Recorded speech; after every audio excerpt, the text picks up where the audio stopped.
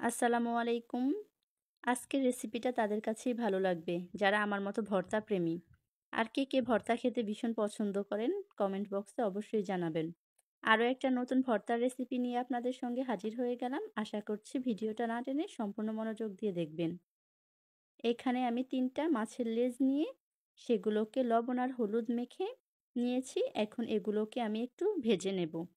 আর চুলায় প্যান বসিয়ে আমি তাতে অল্প পরিমাণে সর্ষের তেল দিয়ে দিলাম, কারণ ইলিশ মাছ থেকেও তেল বের হয়, সেজন্য আমি তেলটা কম দিয়েছি। এখন মাছগুলোকে আমি একটু ভালো মতো উল্টে পাল্টে লাল লাল করে ভেজে নেব। এই যে ফিরে এলাম মাছগুলো ভেজে।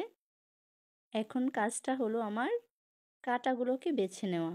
আর আজকে আমি যে ভর্তাটা তৈরি করছি সেটা হচ্ছে ইলিশ মাছের লেজ ভর্তা। কখনো যদি না খেয়ে থাকেন তাহলে এভাবে একদিন ট্রাই করে দেখবেন, আশা করছি ভালো লাগবে।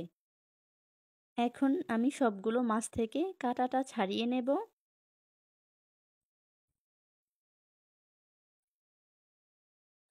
যেরকমটা আপনারা ভিডিওতে দেখতে পাচ্ছেন। আর কাঁটাটা বাছার ক্ষেত্রে অবশ্যই একটু সাবধানতা অবলম্বন করবেন, কারণ মাছের লেজে যথেষ্ট পরিমাণে ছোট ছোট কাঁটা থাকে, সেক্ষেত্রে একটু সাবধানতা অবলম্বন করাই ভালো। আর এভাবে আমি সবগুলো মাছ থেকে কাঁটাগুলোকে ছাড়িয়ে নেব।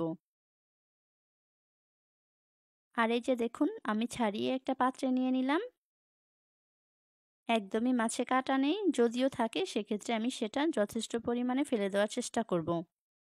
এখন একটা প্লেট নিয়ে তাতে প্রথমেই পরিমাণ মতো পেঁয়াজ কুচি নিয়ে নিচ্ছি। মাছের পরিমাণ বুঝে পেঁয়াজটা নেবেন। আর এখানে আমি 3টা শুকনা মরিচ নিয়েছি। আর শুকনা মরিচটা আমি একটু তেলের ভেতরে ভেজে নিয়েছিলাম। এখন আমি পেঁয়াজ আর শুকনা মরিচটাকে ভালো মতো মথে নেব। আর এই যে দেখুন, আমার মথে নেওয়া হয়ে গেছে। পেঁয়াজ থেকে হালকা হালকা পরিমাণে রস বের হওয়া পর্যন্ত পেঁয়াজগুলোকে ভালো মতো মেখে নেবেন। আর এখন দিয়ে দিচ্ছি আমি কাটা বেছে রাখা মাছগুলো। আর একটু দিয়ে দিব মাছ ভেজে রাখার যে তেলটা রয়ে গেছে সেখান থেকে অল্প পরিমাণে। যেহেতু আমি মাছটা সর্ষের তেল দিয়ে ভেজেছি, সেক্ষেত্রে আমি আর কাঁচা সর্ষের তেলটা ইউজ করিনি, ভাজা সর্ষের তেলটাই নিয়েছি। এবার সব কিছুকে একটু ভালো মতো ডলে ডলে মথে তারপর ভর্তাটা তৈরি করে নিচ্ছি। আমার একটু লবণ লাগছে, যেহেতু আমি মাছ ভাজার ক্ষেত্রে লবণ দিয়েছিলাম, তাই প্রথমে লবণটা ব্যবহার করিনি, পরে টেস্ট করে তারপর দিয়েছিলাম। আর আমার ভর্তাটা একদম রেডি। এবার আপনাদেরকে পরিবেশন করে দেখিয়ে দিচ্ছি। গরম গরম ভাতের সঙ্গে যদি এরকম লোভনীয় ভর্তা থাকে তাহলে ভাত একটু বেশিই খাওয়া হয় সেদিন। আশা করছি আমার এই রেসিপিটাও আপনাদের ভালো লাগবে। যদি সত্যিকার অর্থেই ভালো লেগে থাকে তাহলে টুক করে একটু লাইক কমেন্ট শেয়ার করে দেবেন।